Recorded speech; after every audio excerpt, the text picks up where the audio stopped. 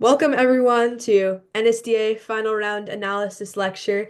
This is going to function a lot like, okay, yeah, this is going to function a lot like those NSDA analyses that they had like McKinley and Jackie do a while back. I'm just going to go over my speech and my thought process behind it and what the experience was like. And at the end, I'll do like a little Q&A if you guys have questions.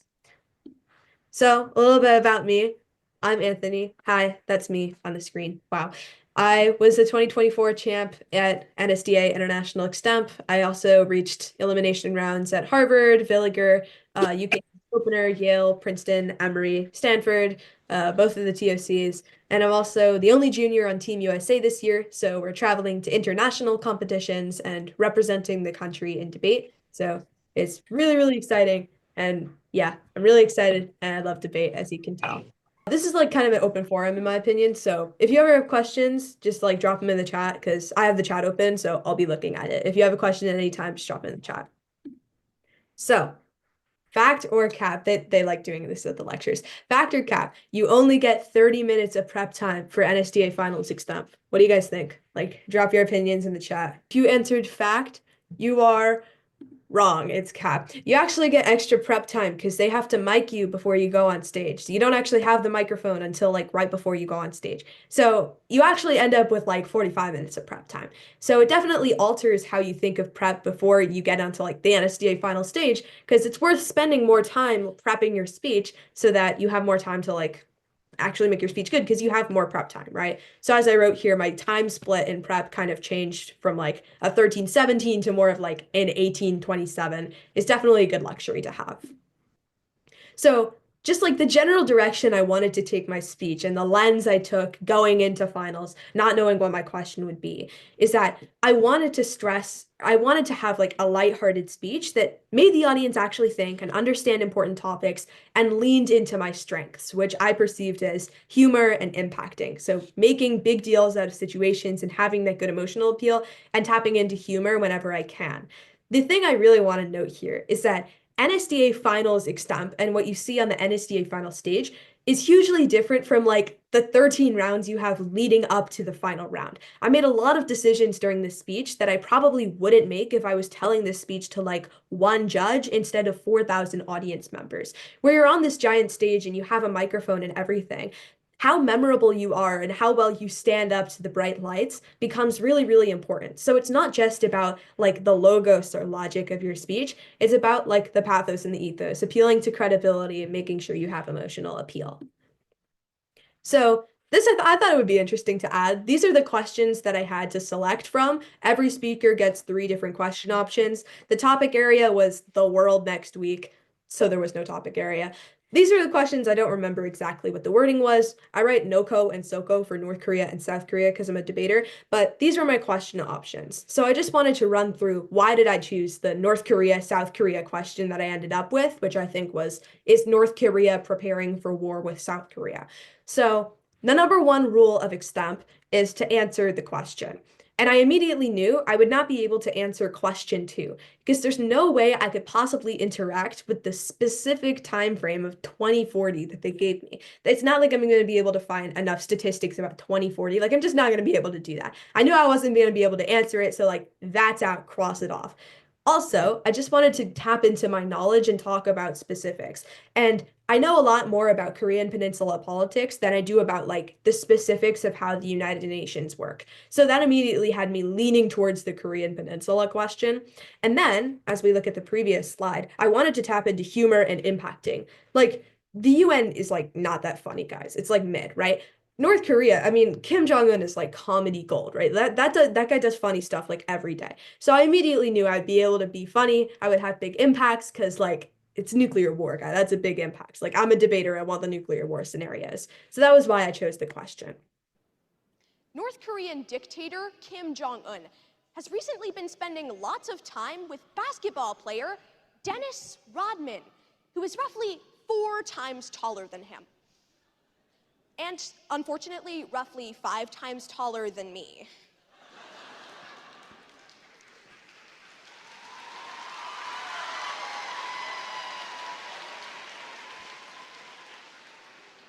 And while Kim Jong-un might wish that he was 6 feet taller, it appears he's also trying to put South Korea 6 feet under.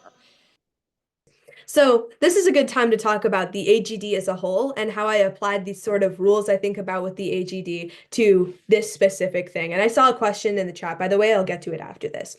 So the components of the AGD, in my opinion, are the intro, the punchline, the second punchline if there is one, and the segue. So you can easily see these four components of the AGD and the way that I think about it, or the attention getting device, that's what that stands for, in how I approach this. So the intro is like, he's been hanging out with Dennis Rodman. Wow, that's like kind of funny. And the punchline is, oh, Dennis Rodman's so much taller than him. And then the second punchline is, oh, he's even taller than me, right?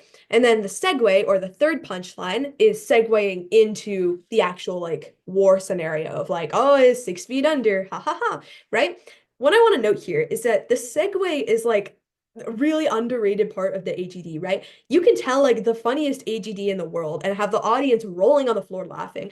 But if you just segue into it immediately after with no actual connection to what you're talking about and like no proper segue, it's not going to make sense. There were a lot of people on the final stage who were really funny, like funnier than me, but they didn't have segues into like the actual question and the content that they were talking about. Their humor didn't feel integrated to the rest of the speech, so it didn't work as well. I think the segue is like hugely, hugely important.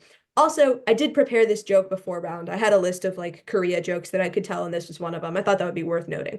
So the functions of the attention getting device.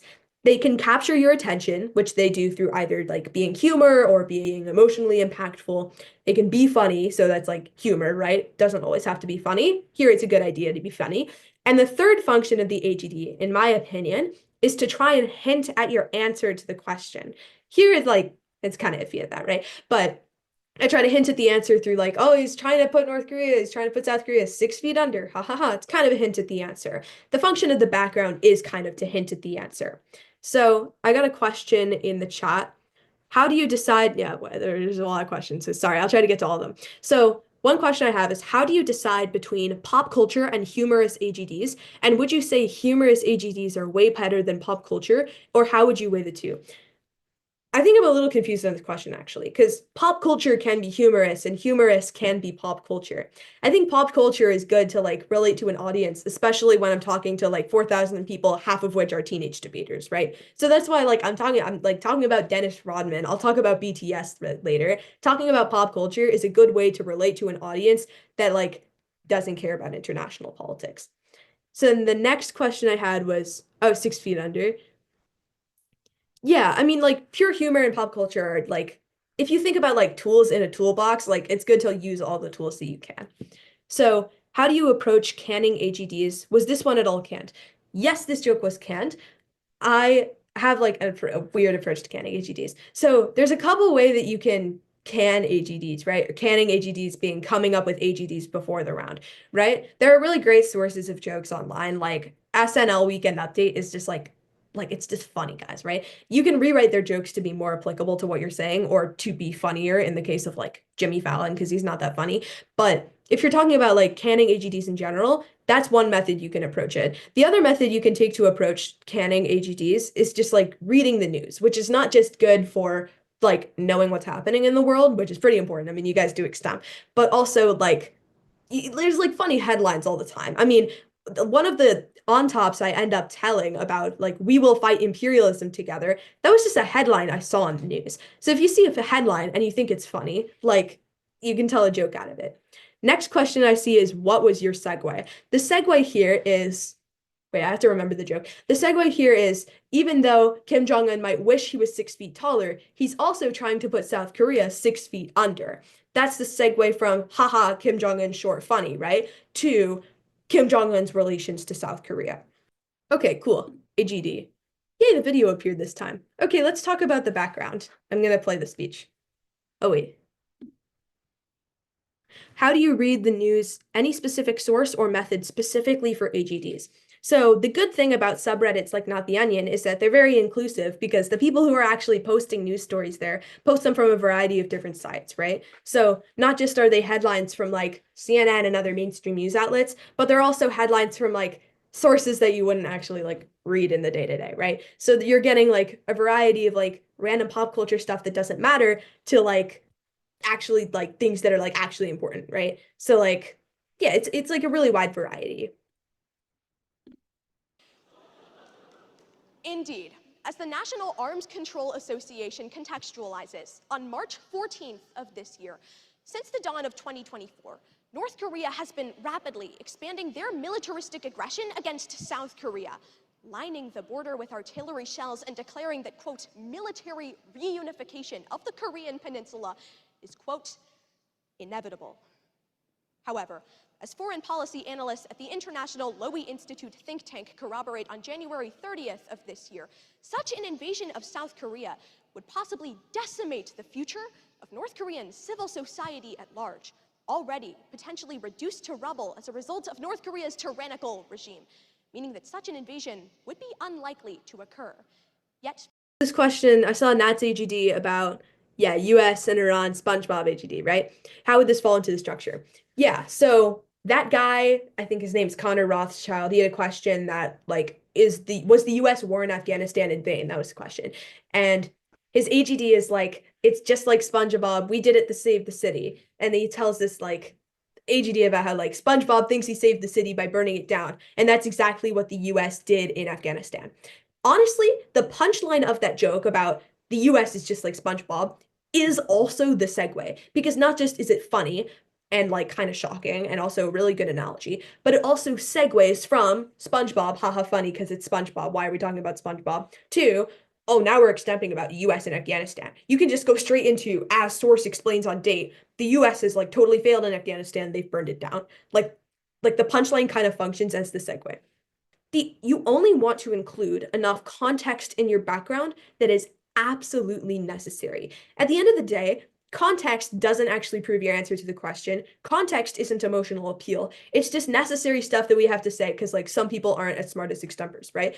Context is like the most unhelpful part of your speech. You just have to give it because other people don't know what we're talking about. So you want to cut down context as much as possible and only have the context that is actually needed to understand what your argument is. So here I give a little bit extra context because it's Nats finals and I have more time. Like all of the context that I give is North Korea is saying that reunification is inevitable and they're lining the border. Like that just comes down to North Korea is being aggressive. Like it's like one sentence of context because start a meeting summary. Sure. Yeah, it's just like one sentence of context. That's all I need. Only give the context that is actually necessary. Can you lie about stories? And did you lie about anything?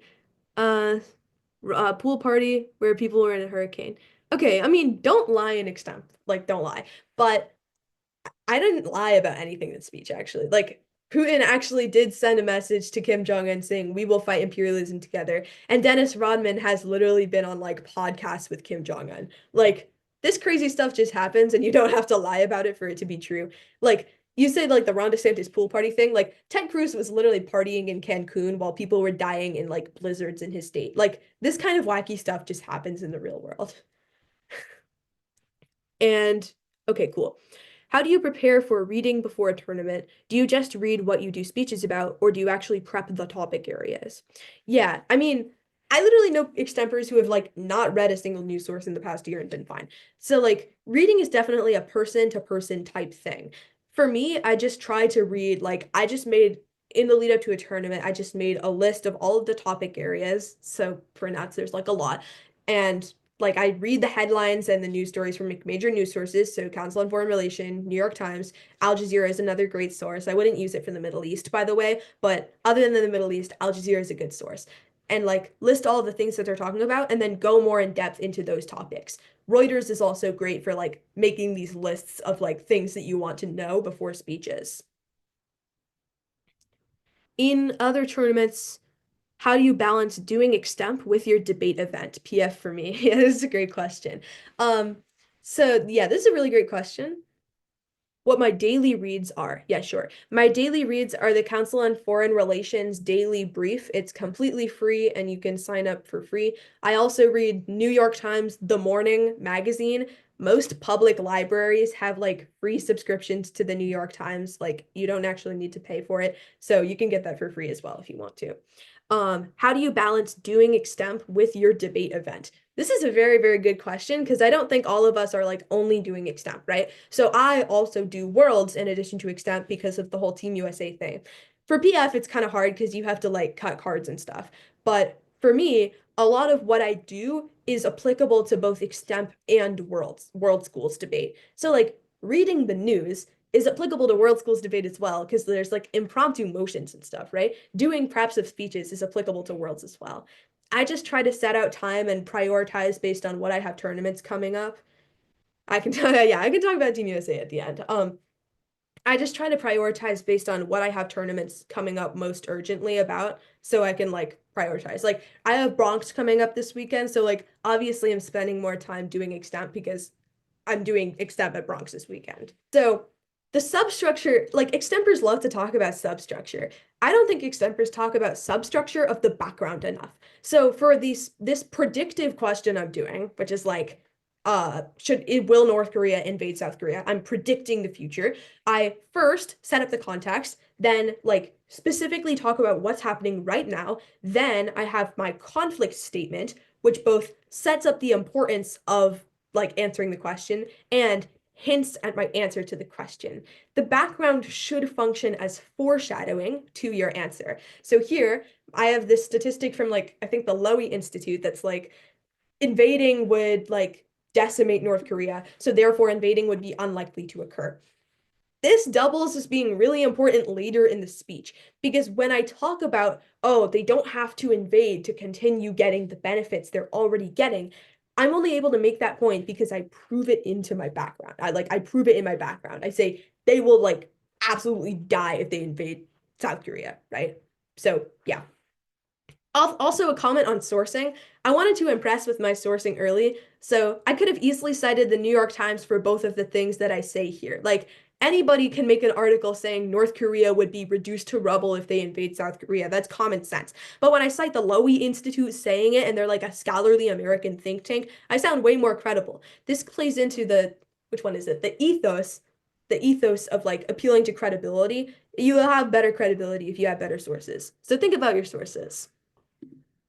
When considering what nuclear physicist and historian Alex Wellerstein quantifies in mid-2023 that within just 24 hours of North Korea dropping a nuclear weapon on South Korea, 400,000 civilians would die.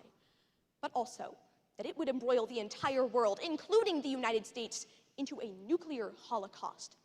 It is essential that we all answer today's question. Is North Korea preparing for war against South Korea? And fortunately, the answer is no. They're actually just using it to further their own diplomatic ambitions. Specifically, first, by influencing South Korean politics.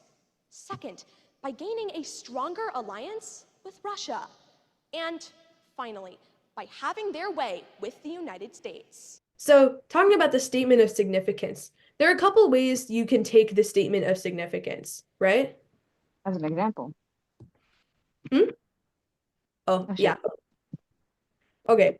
Yeah, there are a couple ways to take the statement of significance. You can be poetic or you can emphasize impacts. Taya had a great example of a poetic statement of significance in her national final speech this year. She said, like, we have to choose between a candidate who's not inspiring and a candidate who inspired threats to democracy to begin with. That statement doesn't actually like have an impact to it, but it's so poetic that it sets up the impacts of your arguments really well and it sets the stage. Or you can be impacty. McKinley is a great example of this. She says, oh, in the time I took to prepare this speech, X children died as a result of blah, blah, blah, blah, blah. Like it humanizes the impact and relates it to the judge. I had like a two-pronged SOS. So like I say, considering not just blah, blah, blah, but also blah, blah, blah, blah, blah. So my first prong was impact heavy. I was considering that like 400,000 people would die. And then my second prong was relating it to the audience themselves and saying like, we will all die because of this. So like the statement of significance shows why you should care about the topic. Okay, and now I'm gonna go to on tops and we can cover more canning AGDs here. Now, first, North Korean dictator Kim Jong-un, as a show of strength, recently started blasting a bunch of balloons filled with trash and manure into South Korea. And in response, South Korea actually blasted K-pop across the border as propaganda. which if you think about it, is technically just doing the exact same thing, but really, really loudly.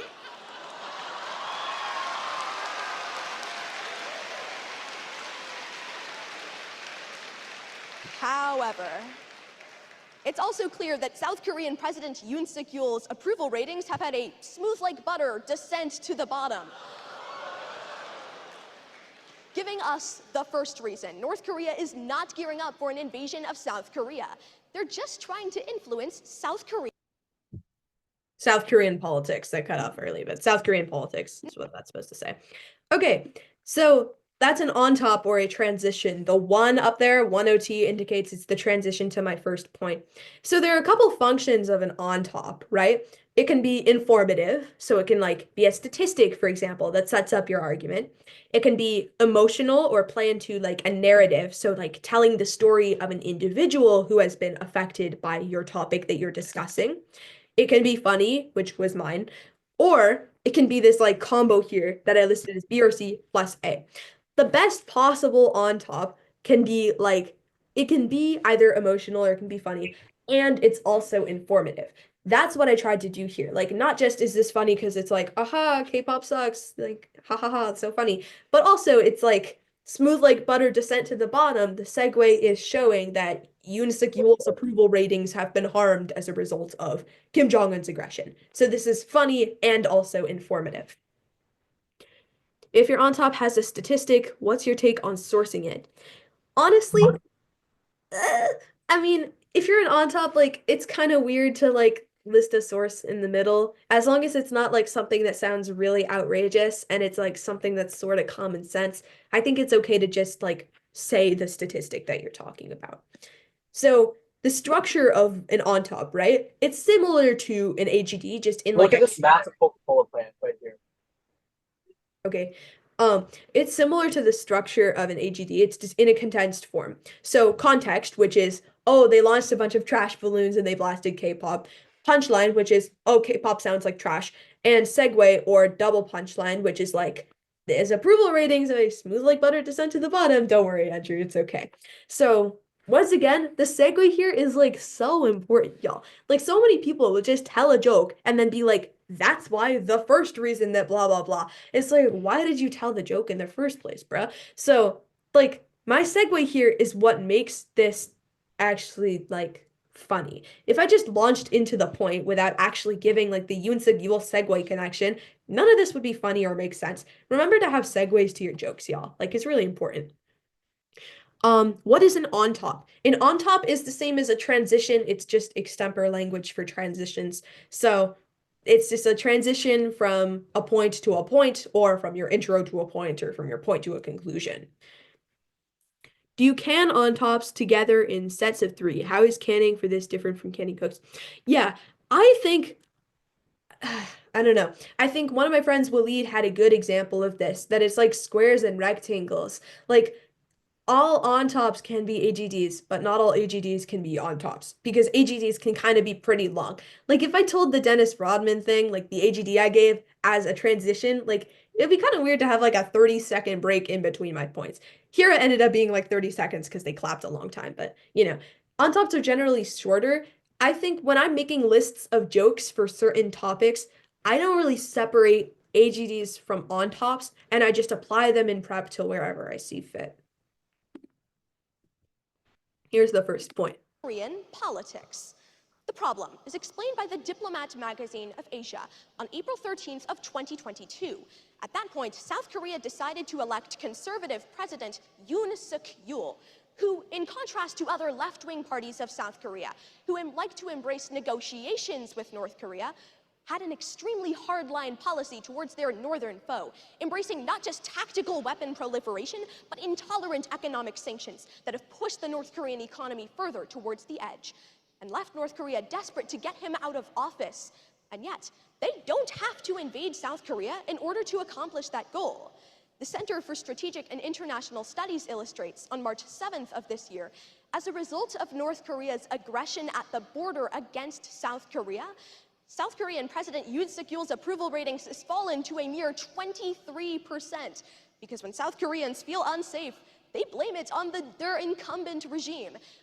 As a result, in April's parliamentary elections, Yoon Suk-yeol's party was demolished by the left-wing opposition, who favors negotiations with South Korea instead.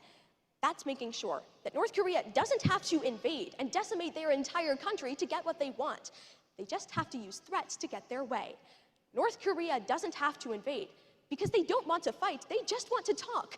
And brandishing their own guns is the best way to get South Korea to lay down their own and embrace diplomatic negotiations advantageous to the North Korean regime. But okay, cool. By the way, on that delivery, right? Note not just that first, I sound actually interested in what I'm saying, but second, I had like a fluency stutter in there, I corrected it, and then I kept going. This is a skill that we need to develop as extempers to not make a big deal out of our fluency stutters. Like everybody stutters, it's a natural part of life. Like, I mean, I had a big reaction to it. So just like talking about like in prep, my approach to answering the question. So when I think about answering a question in extemp, like these are the questions I kind of try to ask myself. So like what is happening in the status quo, or what things are you doing right now, as I wrote on the slide? Like what's happening in status quo? Oh, North Korea is aggressing against South Korea. Why is this a thing? This is like such an important question. Why is this a thing, y'all? Why is this a thing? Why do I care? So the answer of the question, why is this a thing, shows not just the impact of everything you're saying, which is like literally your statement of significance right there, done, but also it implies like the warrants behind what people are doing. Why is this a thing? Well, North Korea wants to fulfill their goals. Why do they want to fulfill their goals? Because they want to get better relations with, they want to like harm South Korean politics. Do they need to invade to do that? No. Bam, first point right there. Like asking these questions is like such a good idea for prep, guys. Who are the stakeholders influencing his decision making? Who are the stakeholders who influence what Kim Jong-un does? Well, Russia, because they want a bigger alliance. The US, because they have a bunch of sanctions on them. The UN, which I didn't talk about in this speech. South Korea, because they're the people that they would be fighting. Bam, 4 prospective points right there. Analyzing stakeholders is like really good ideas for coming up with points. And then analyzing consequences. What would he gain from invading? What would he lose from invading? What would he gain? The same things he's already gaining in the status quo. What would he lose? Like, literally everything, guys. Invading's probably not a good idea. Bam, there's your answer. There's your thesis. There's your umbrella statement, right? Like, these questions are, like, such a good idea for, like, doing your prep quickly. Definitely use them. Yeah, and then let's talk about substructure of the speech. So substructure is the way you structure each individual point in extemp.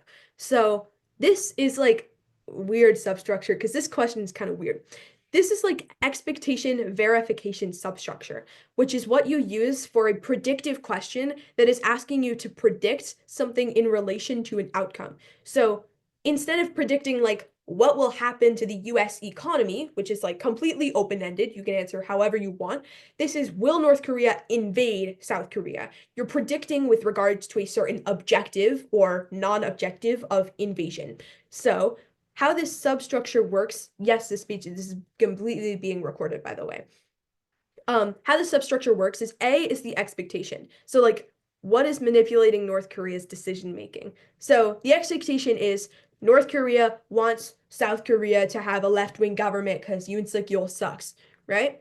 Then the B is whether invading would either verify or violate that expectation. So here it's saying, okay, aggression is meeting that expectation because like it's demonstrating that like Yoon Suk-yeol is gonna like fall off because his approval ratings suck.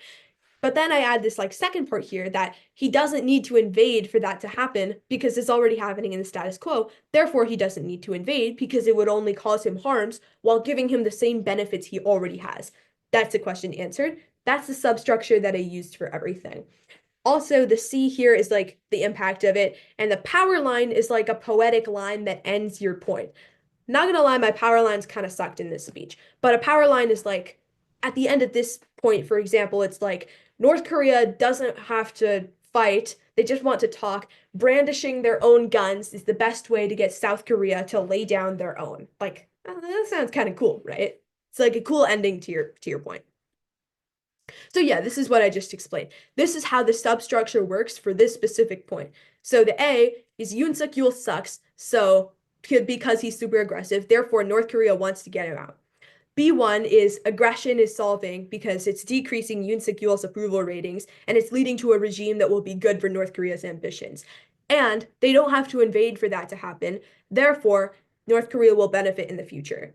The power line, as I stated, is there. Yeah, this lecture will be available on YouTube.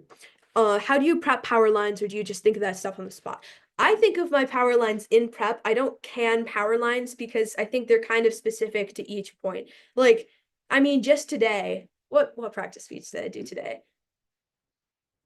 I don't remember, but like power lines are best when they are organic, right? I did a speech on Kenya's budget today. I did like, how can Kenya increase tax revenues? One of my points was on taxing sports betting. And I'm like, I'd like, right now, sports betting is on the rise. But if Kenya improves their policy, I would bet on them to take the over on their tax revenues because they would increase their tax revenues and like taking the over, like sports betting, haha.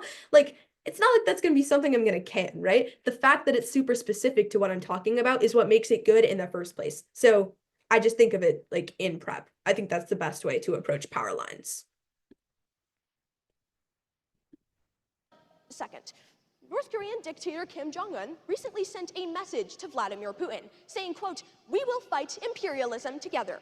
But adding what I assume to be the correct punctuation, I'm pretty sure he meant, "We will fight imperialism together?"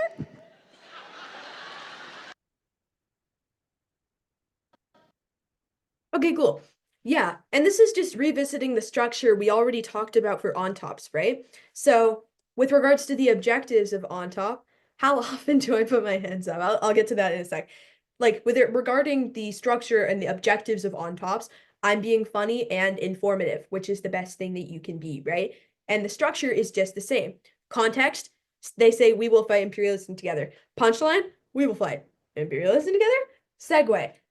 But oh wait, I cut off the segue before I actually did the thing here. But the segue is like, however, his relations with Russia are actually not that good. Like the segue is kind of mid there, right? But it's following the structure, it's fulfilling the objectives. That's what you want your transitions to do always. How often do I put my hands up? I think you mean like how often do I gesture? Like this is kind of weird. Like my hands kind of just do whatever they want. Don't take that out of context. But my hands kind of just do whatever they want. Like I think like some people try to think of it as like you can gesture this way when you have a verb and you can gesture this way when you're revealing a topic.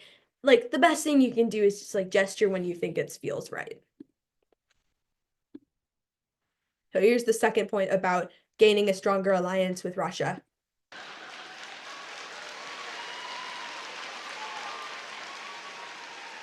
However, his messages haven't really been fulfilled until now. Because the second reason North Korea isn't gearing up for an invasion of South Korea is because they're just trying to further their alliance with Russia. The Foreign Affairs magazine chronicles on February 28th of this year that in contrast to what many might think, North Korea doesn't actually have very good relations with any foreign nation, including countries like China and Russia. That's because as a result of associating with North Korea, international organizations like the United Nations place compulsory sanctions against those who associate with the North Korean regime, meaning that associating with North Korea has to have huge benefits if it's willing to be accepted.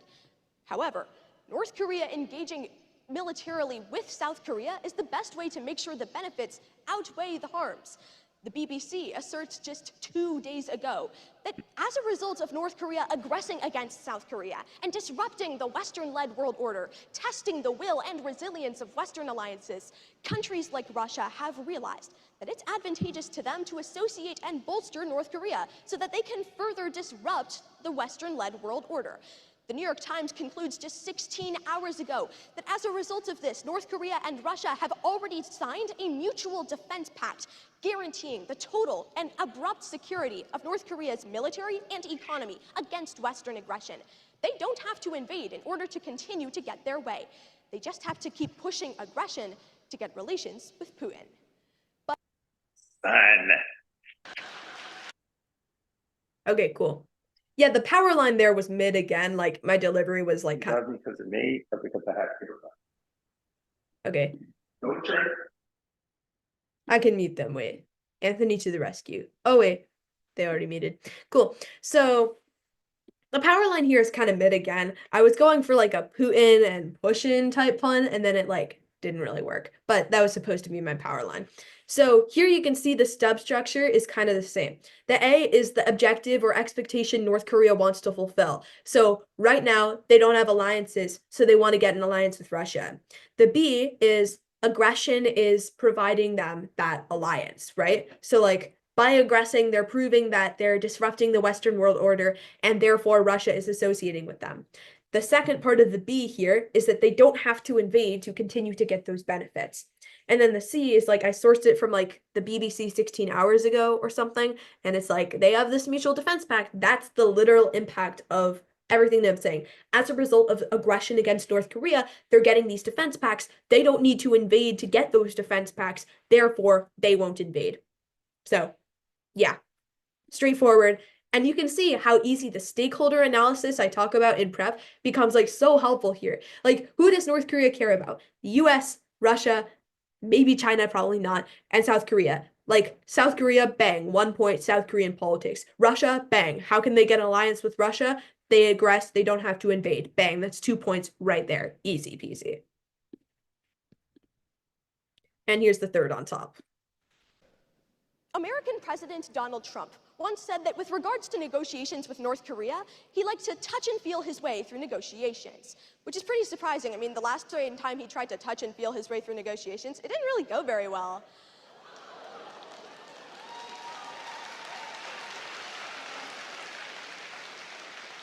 However, North Korean dictator Kim Jong-un is once again eager for the touch of an American president, and violating South Korea's borders is the best way to do that. Why did I tell that joke? Okay, so I was like debating whether to tell this one in prep, right? But like, that's crazy, I know. I was like debating whether or not to tell this, and then I just like, it's like a large crowd. It'll get a laugh either way. Like, I don't know. Be careful when you're telling these kinds of jokes. I probably wouldn't have told a joke like that to like a one judge or like even a 3 judge panel. Like I'm only really comfortable telling like iffy jokes like that on like a huge crowd because I know it'll get a laugh regardless and it'll make me stand out. Do you ask yourself questions about these questions before picking up the question, afterwards, or throughout prep? So when it comes to question selection, all I'm thinking about is how answerable is the question and how memorable can I make my answer to the question? Like those are like the 2 criteria I'm thinking about. That's why I chose, I'm not sure if you were here at the start of the lecture, but that's what I chose North Korea over like AI or the UN. It felt more answerable than AI, which had like a specific time frame that I couldn't really interact with, and I knew I could tell a lot more jokes and have like more aura than like a UN question. So once again, it's the same structure here for the on top every time. Context. Trump says he likes to touch and feel negotiations. Punchline. That hasn't gone very well. Ha ha ha. Segue is also a punchline. Again, it's like North Korea wants to the touch of an American president, right? But like, yeah. I should tell this one in rural Texas. Would you have done that one in a prelim? I think I actually did, and it like went well.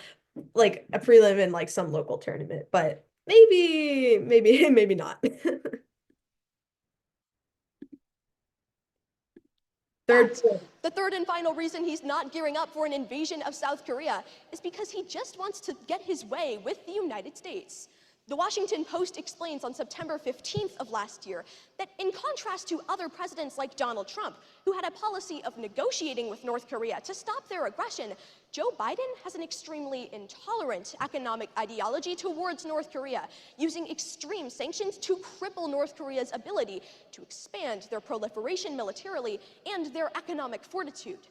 However, they don't have to invade North Korea, or rather South Korea, in order to get what they want. Because instead, as NPR contends on February 28th of this year, instead, North Korea aggressing against South Korea has decreased Joe Biden's approval rating because it adds to the American sentiment that he can't control international affairs. In contrast, it's only bolsters support for Donald Trump because while he was president, his inaction of sanction relief of billions of dollars of Treasury sanctions against North Korea was able to stop North Korean aggression at large. North Korea doesn't have to invade South Korea and destroy their country in order to get what they want. In order to get an American president who will help them assist their ambitions by appeasing their governance, all he has to do is aggress against his southern foe. That cut off before, but southern foe. that. Wow. The third and final reason.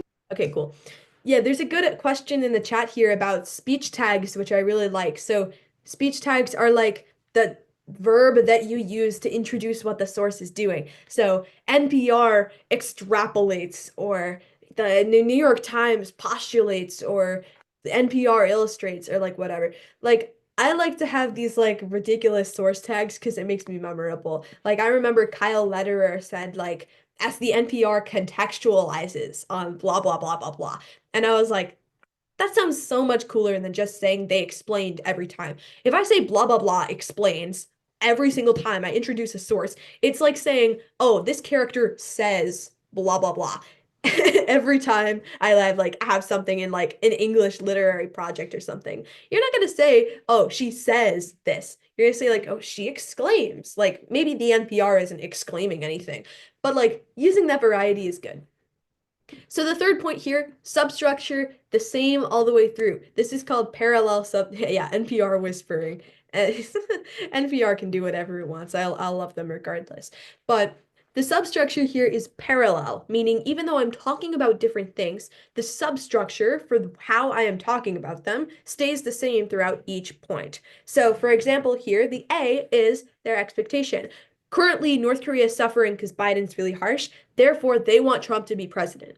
The B, aggressing causes Trump to be president because people like Joe Biden's approval rating decreases. This was when Joe Biden was still running for president, by the way. The B2, they don't have to invade for that to continue to happen. They don't have to invade, therefore they won't invade. This is already leading to the impact, I cited like how they had like summits in Singapore and stuff, and it led to billions of dollars in treasury sanction relief. By the way, like I don't even remember what my power line was supposed to be here. I think I forgot it in the moment. Like my power lines were not it for this speech. But having good power lines can be like round winning, y'all. Like do power lines. They're so cool. By the way, like this is a good time to talk about the way that I order my points. So my second point is often the point that requires the most explaining, or the point that's like the most technical. So that's why I picked the Russia one, because I had like three sources. And I had to talk about like the BBC explains blah blah blah. So I put that the second one because it's kind of the most complex. The first one is like the most salient, it's the most intuitive. It's like your gut check argument, right? And the third point is the point with the biggest impact, in my opinion. So here, like the US has the biggest impact because it's the biggest actor with the most power. That's why I put it third. It's also the most relatable to the audience, and it has the most stakes. So that's why it makes sense to put it third. By the way, I just wanted to add, like, this point is kind of bad, guys. Like, it's the same exact mechanism as the first point. What am I thinking here, y'all? Look back at the stakeholders analysis I talked about at the beginning when I talked about, okay, who does North Korea care about? They care about Russia. They care about South Korea. They care about the US. Who else do they care about? Maybe China, maybe the UN. I think a point about like weakening international institutions would be like way cooler than my like lackluster point I did about the US here. Like this is like a kind of midpoint, guys. I would change this about weakening international organizations and say the A is like North Korea wants to weaken the strength of international organizations because the UN is enacting compulsory sanctions on them. The B, by aggressing against South Korea, they're dividing the UN and making it less effective, so they can't put as many sanctions on North Korea. The B2, they don't have to invade for that to continue to happen. The C is the impacts, like the quantity of sanctions being reduced, right? Like that's like such a cool point. That's way cooler than what I did here. I would much rather do that if I had this speech again. Can you real quick repeat the thing you said about putting the USA last? Sure. So when I talk about, okay, it's not letting me go back. When I talk about the way that I order my points in a speech, the first point should be the most salient and the most intuitive. Yeah, I'll get to the sourcing in a second. The first point should be the most salient and the most intuitive. It's your gut check argument because, like, you want what you say first to be what the judge also thinks of, because then, like, the judge is on your side. Your second point is the point that requires the most explaining because like it goes in the middle where people might not be paying attention. So like it makes sense to go there, right? It could be like your weakest point. And the third point is the point with the biggest impact because it leaves with the biggest, like the biggest high note, right? The biggest thing, right? The bigliest thing. The US is undoubtedly the most important actor in this entire speech, right? South Korea is like mid, their economy kind of sucks. Russia is like at the end of the day, they're kind of preoccupied with Ukraine. The US has the power, they have the sanctions, they've changed North Korea's policy in the past. They undoubtedly have the most stake in this, right? That's why I would put the US last. It's also the most relatable to the audience because we are American, therefore we're more likely to care about a point about the US. That makes its impact artificially more impactful. Can you talk a little bit about your use of sources? Do you try to source every subpoint? It's always good to try and source subpoints. I don't source impacts very often. I only do it when it's like actually adds to the value of my arguments. Always try to source your subpoints unless there's no source saying your subpoint, in which case you can just explain it using logic. Like Jackie Wei won nationals in 2019 and one of her points had like one source in it. And that's fine because her source made sense and her logic made sense. So use sources when you can. If you can't, it's okay. Why would sanctions be reduced? So only two sources and an impact?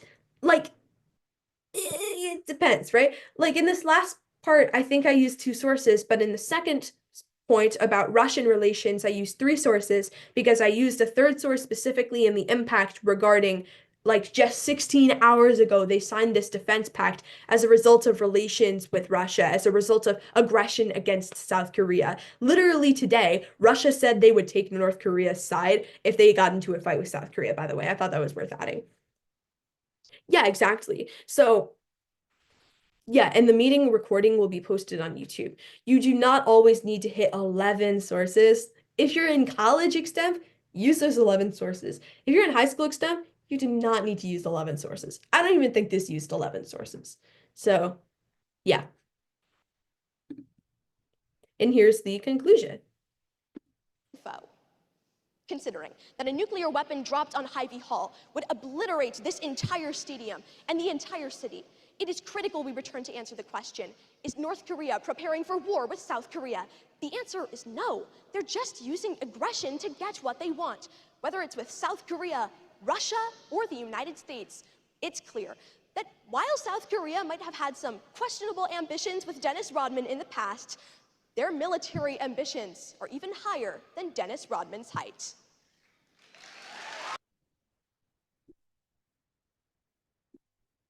Okay, cool. Yeah, I didn't do any stepaways in the speech. Sorry, Saul. So the 2SOS, the second statement of significance, if you live in Texas, some people call this the OTC. It's the same thing. So it's just a one-off line that stresses the impact of your arguments. It's just another statement of significance. So here I said, if a nuclear weapon was dropped on this stadium, it would kill all of us and it would like obliterate Des Moines, Iowa. All of the cornfields are going to be turned into dust fields. Oh no, right? Like that was the second statement of significance. Always good to have one because a lot of people just like don't do them. So this is a good way to stand out.